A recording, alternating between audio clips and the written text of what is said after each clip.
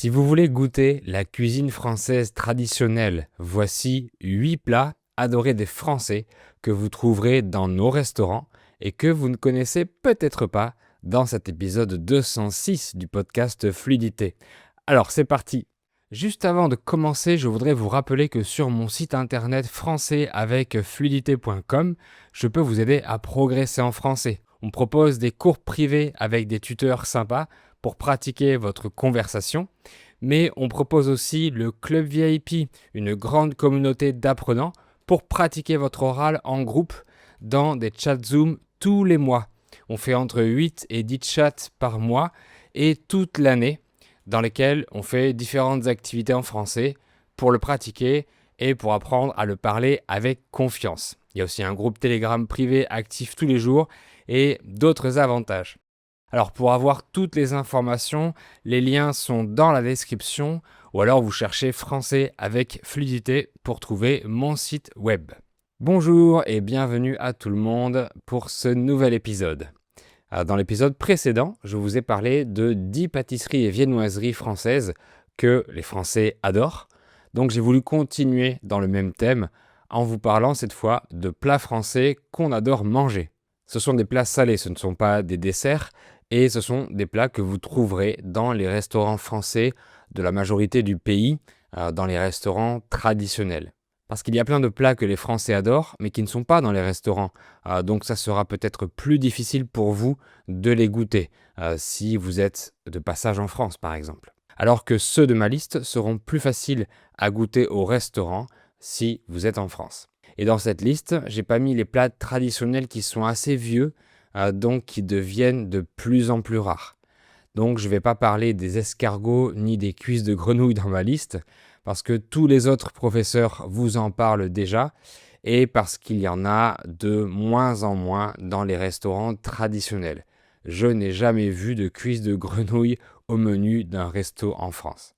Les plats que je vais vous lister sont ni végétariens ni véganes, parce que dans les restaurants traditionnels français ou les brasseries, vous trouverez très très rarement des plats sans protéines animales. Ça ne dépend pas de moi.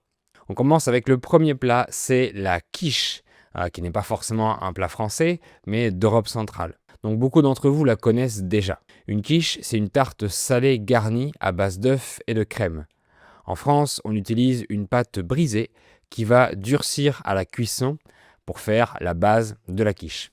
Et on la remplit avec cette préparation d'œufs et de crème à laquelle on peut rajouter les ingrédients qu'on veut, comme de l'oignon, des légumes, des champignons, du poisson, du poulet, etc. Il y a plein de combinaisons possibles. La version française la plus connue, c'est la quiche lorraine, avec des lardons, des tout petits morceaux de lard de porc. Le lard, c'est le bacon en anglais. On peut aussi y mettre de l'emmental râpé par-dessus pour qu'il gratine au four. Il y a aussi la fameuse quiche au poireau. La quiche peut se manger de plusieurs façons. Ça peut être le plat principal d'un repas qu'on va manger avec un peu de salade pour l'accompagner par exemple. Mais si elle est froide, on aime aussi la manger en tant qu'entrée. C'est un peu comme une pizza, le lendemain de sa cuisson, on peut décider de la manger froide sortie du frigo ou de la faire réchauffer pour la manger chaude. Dans les restaurants, on peut en trouver mais plus souvent en entrée et en version individuelle, donc ce sont des mini quiches. Mon épouse Glenn a appris à faire la quiche et la sienne est super bonne. Donc on en mange régulièrement, environ 2 fois par mois. La quiche est assez calorique puisqu'il y a de la crème et souvent du fromage gratiné. Mais c'est aussi pour ça qu'on adore en manger. La pâte brisée est une pâte faite avec de la farine de blé mais aussi du beurre. Elle doit être croustillante quand elle est cuite. C'est la même pâte qui sert aussi à faire des tartes sucrées. Par contre, la quiche peut être facilement végétarienne et il y a peut-être des versions véganes dans certains restaurants. On passe au plat suivant que les Français adorent manger, ce sont les huîtres. Alors oui, c'est pas qu'en France qu'on mange des huîtres, mais un peu partout dans le monde bien sûr. Mais les Français en mangent souvent et beaucoup. D'après les statistiques, ce sont les plus gros mangeurs d'huîtres au monde. Actuellement, on est en été et les Français adorent en prendre le soir entre amis ou en famille, surtout dans les stations balnéaires, donc les villes au bord de l'eau. Mais la période où les Français en mangent le plus, c'est à Noël, durant les repas de fête. En général, les gens les mangent crus avec un peu de citron pressé par-dessus, et ils les accompagnent d'un verre de vin blanc, ou de plusieurs verres. Mais elles peuvent aussi être cuites au four ou gratinées. Certains n'aiment pas manger les huîtres durant leur période de reproduction, c'est-à-dire de mai à août, parce qu'elles changent de goût et deviennent plus laiteuses, comme s'il y avait un peu de lait dedans. Donc la tradition dit qu'il vaut mieux manger des huîtres pendant les mois qui ont une lettre R dans leur nom, donc de septembre à avril. En effet, entre mai et août, les noms des mois en français n'ont pas de lettre R. Personnellement, j'aime pas du tout les huîtres crues, ce qui est surprenant parce que je viens du bassin d'Arcachon, un endroit en France sur la côte atlantique où on en produit et où on en mange énormément. Par contre, j'ai bien aimé les manger cuites, mais c'est pas l'aliment que je préfère. Donc les Français raffolent des huîtres et vous en trouverez facilement dans les stations balnéaires toute l'année, mais aussi partout en France à Noël. Dans le même genre que les huîtres, les Français consomment beaucoup de moules. Et l'accompagnement qui va avec les moules, ce sont les frites. Alors oui, je sais que les moules frites sont un plat belge, bien sûr. Mais les Français en mangent vraiment beaucoup et surtout l'été. Ce plat est dans le top 10 de leurs plats favoris. J'ai l'impression que l'été, les gens aiment manger des fruits de mer, peut-être parce que c'est une saison où on va souvent à la plage. La recette la plus fréquente que vous aurez dans les restaurants, ce sont des moules marinières. Ce sont des moules cuites dans du vin blanc avec un peu de beurre et des échalotes. Et on y ajoute du persil à la fin. Mais on trouve également souvent des moules à la crème, au roquefort, des moules au curry, etc. Et toujours accompagnés de frites. Comme pour les huîtres, certains conseillent de les manger durant les mois qui ont la lettre R dans leur nom, mais la majorité des Français les mangent en été, donc en juin, en juillet et en août.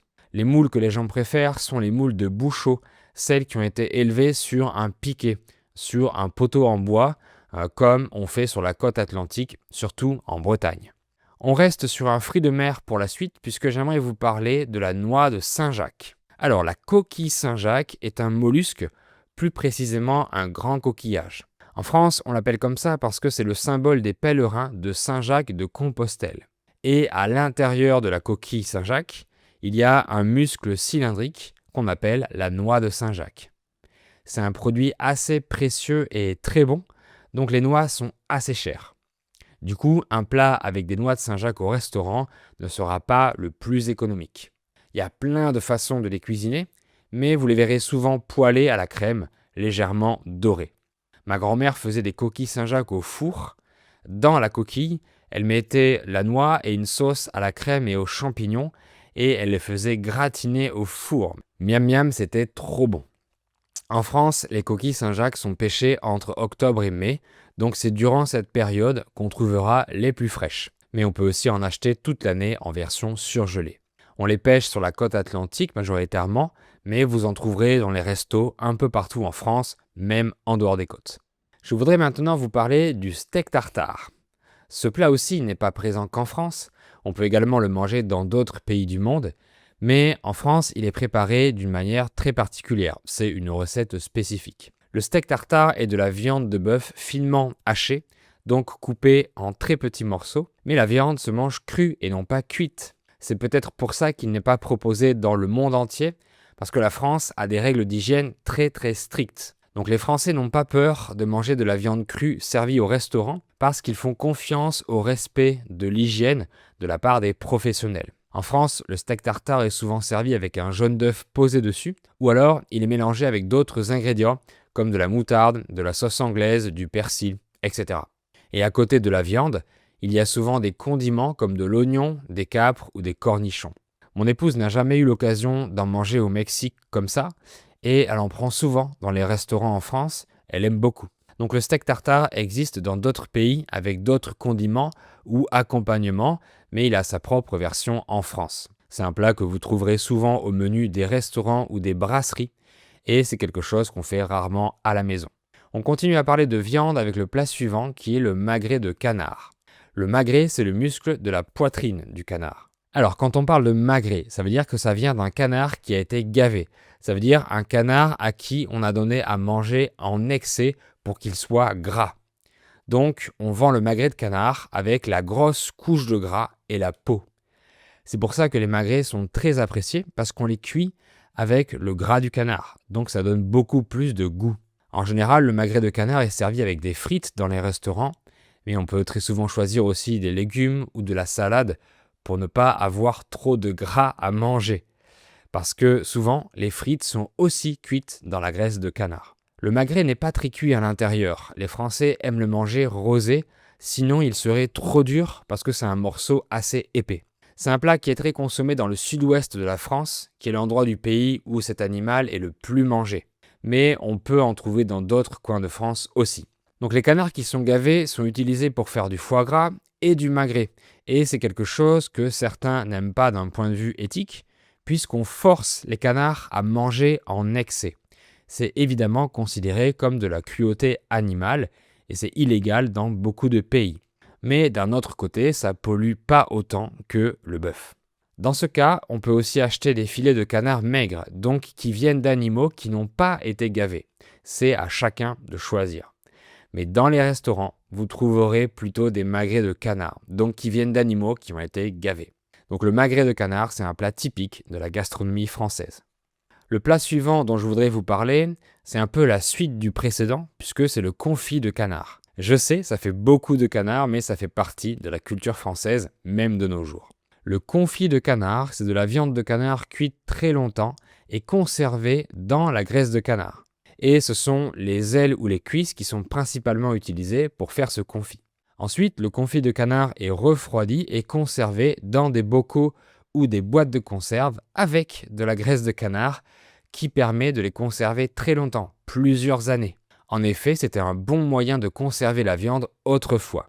Un peu comme le magret, il est souvent accompagné de frites, de salades ou d'autres légumes. Par contre, le confit n'est pas obligatoirement fait avec des canards gavés. Là aussi, c'est un plat que vous trouverez beaucoup dans les restaurants du sud-ouest dont il est originaire, mais il y en a aussi partout en France puisque c'est vraiment un plat très traditionnel. On change d'animal pour terminer notre liste, on va parler de plats faits avec du lapin. Et oui, ce petit animal tout mignon est mangé traditionnellement en France. C'est aussi le cas dans d'autres pays du monde, mais ce n'est pas une généralité.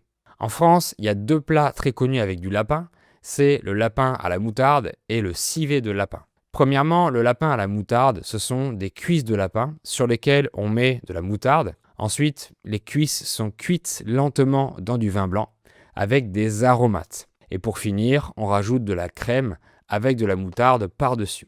Et pour le civet de lapin, c'est aussi une cuisson de viande de lapin, mais dans du vin rouge et de la farine, avec des champignons et des aromates aussi, comme du laurier par exemple. Il y a aussi d'autres plats avec du lapin qu'on peut trouver au restaurant. Je crois que j'en ai mangé étant petit, mais je m'en souviens pas vraiment. De nos jours, ce sont surtout les personnes âgées qui continuent à manger du lapin, un peu moins les autres générations. Ma grand-mère en mange très souvent d'ailleurs. Alors dites-moi en commentaire lequel de ces plats vous connaissiez, quel est votre préféré, quels autres plats vous avez aimés au restaurant, et je lirai tous vos commentaires. Pour progresser en français ou si vous voulez soutenir la chaîne et le podcast, vous pouvez acheter mon livre En route vers le français avec fluidité. C'est un livre avec les meilleurs contenus du podcast, plus un contenu en exclusivité.